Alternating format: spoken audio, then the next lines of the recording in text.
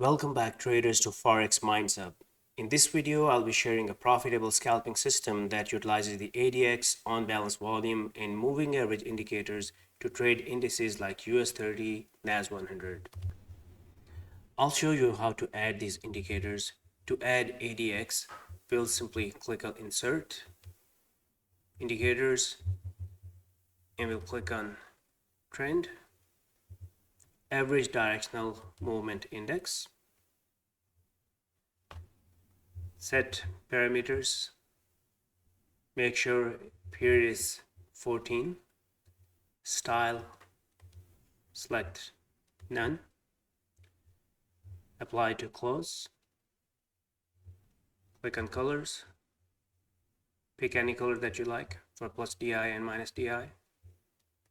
Levels, we are using 25. Click OK. Next indicator, we'll add OBV. So I'll just click on plus sign to add indicators. I'll click on volumes, on balance volume. There are no parameters to type. Apply to close. Click OK. I'm also going to add simple moving average 34 on OBV indicator. To apply moving average on OBV, please expand trend on the left, like under navigator, indicators, moving average.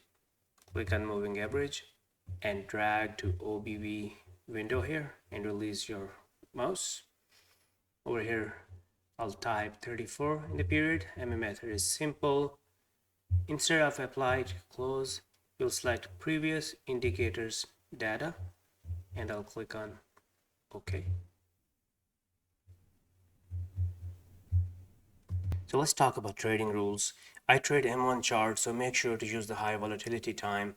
I get good results when trading during the first 2 hours of New York stock market open. That is 9:30 to 11:30 Eastern Standard Time. So for buy setup, when plus D1 line crosses above minus D1 and goes above 25 level right here, like it's crossing it crosses above 25 level, then check the OBV line. In this case, this is the OBV line and this is the moving average. So OBV line must be above the moving average and rising. Like it should not be like this, like there is like it just crossed it, but it's not rising. But this is the case when OBV volume is rising. It's rising right here.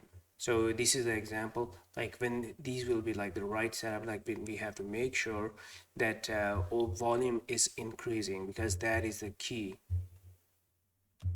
If OBV line is too close to moving average, then you can wait for one more candle to close and see like if OBV line is moving above moving average significantly. It's not like a too close, like as you can see over here.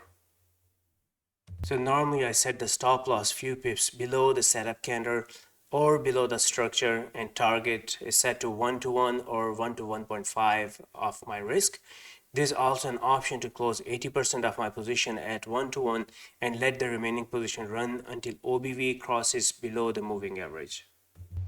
So here's an example of buy trade. As you can see, DI line is crossing above D minus DI and it is going above 25 level. So now if you look at OBV, it has already crossed moving average and it is rising. So I will enter a buy trade right here, like after it closed at 1726. So I'll set up my stop loss around here below the structure, 35 pips stop loss, and my TP would be either like a 35 pips as 1 to 1, or I can again close 80% position at 1 to 1 and let the remaining position run. Either I can target like a next high area or like a 1 to 2, or I can again wait until OBV value crosses below moving average here, and then I can close my position. So it is again like a personal preference. There are multiple ways to manage your trade. So in this case, it was a winning trade. So now let's talk about sell setup. When minus DI line, in this case it is a minus DI line, is crosses above plus DI and it must go above 25 level, then we have to check OBV. OBV must be below moving average 34 and it should be decreasing in value. And again, I'll set stop loss few pips above the setup candle or above the structure and target 1 to 1 or 1 to 1.5 of your risk. Here is an example of sell trade.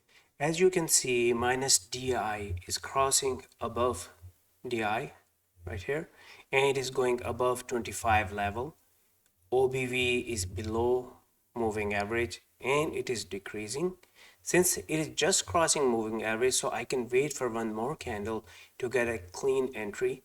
So I'll enter the sell trade after the candle that closes at 1800 right here. And my stop loss will be above the structure. So I can just set it up over here, 35 pips. And again, I will either target like 1 to 1 or again like a close 80% position and let the other position run or close at the next low over here. So there are multiple options how we can manage it. And in this case, again, it is a winning trade. So I'll show you one more example where you should not enter the trade. In this case, plus DI crossed above minus DI.